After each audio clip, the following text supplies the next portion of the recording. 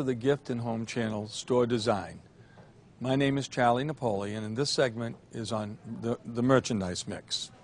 Now, the crowning touch to any well-designed store is always the merchandise that we're going to put in it.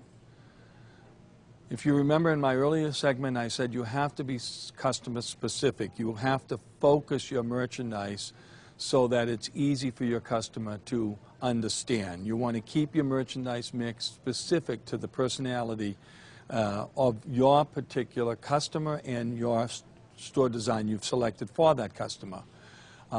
Each display should always offer meaningful choices of product. We should use the floor plan to map out the product categories. If you remember, originally we had mapped out all of our fixturing, and on that fixturing plan you should have been labeling all of the product mix that you would want to select. That would prevent you from overbuying.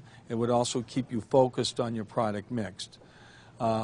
Remember that, less is always better than more. You always want to keep it so that your customer's invited to walk through and see your product mix so that it doesn't have that really cluttered look. Your customer should understand immediately what your store concept and your vision is. If you don't understand it, they're not going to understand it. You should have already decided what your vision was for your particular store, and now is when it should be obvious and visible to the customer. Now, product categories should always flow with logic. For example, handbags, usually you would put with scarves, candles with candle accessories. Gourmet food should always be, we put ours next to our cafe.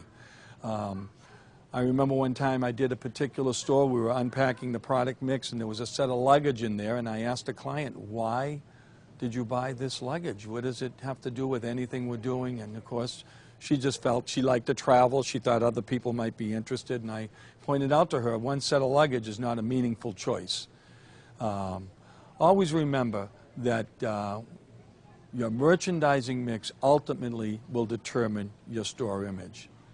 Thank you very much. I hope you enjoyed this segment.